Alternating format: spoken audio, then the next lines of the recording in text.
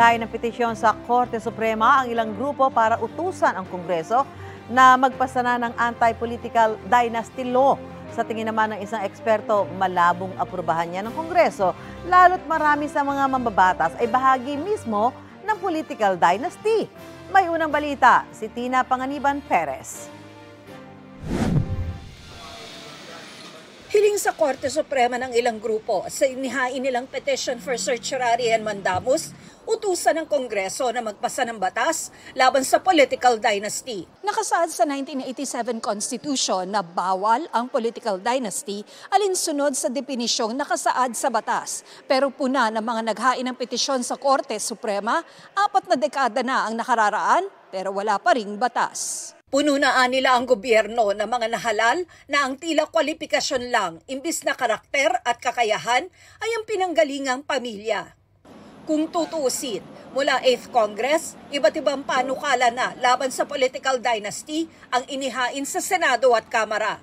Ngayong 19th Congress, naghain sina Senator Grace Poe at Robin Padilla ng magkahiwalay na panukala sa Senado, habang si Kabataan Party List Representative Raul Manuel sa Kamara. Lahat nakabinbin sa komite. Long overdue na task ng Kongreso na isabatas yan. Siyempre dahil sa pag-dominate ng mga political dynasty sa legislative branch natin, kaya hindi talaga yan sumusulong.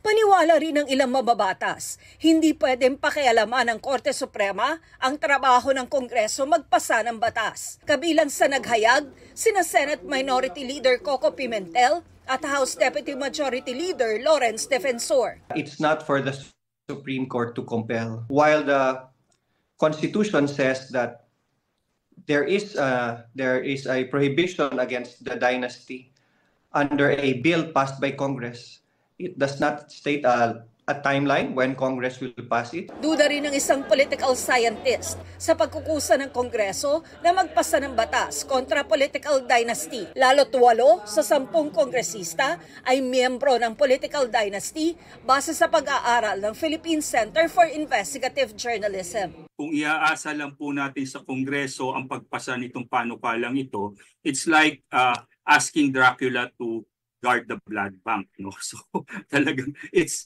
ang alam po natin ang Kongreso po ay cesspool of political self-interest, no? Wala pang tugon ang mga liderato ng Kamara at Senado kaugnay nito. Pero sabi ni Senate Minority Leader Pimentel, naniniwala siyang darating din ang panahon na may isasabatas ang anti-political dynasty bill, lalo't unti-unti raw namumulat ang mata ng mga botante. Ito ang unang balita. Tina Panganiban Perez para sa GMA Integrated News. Gusto mo bang mauna sa mga balita? Mag-subscribe na sa GMA Integrated News sa YouTube at tumutok sa unang balita.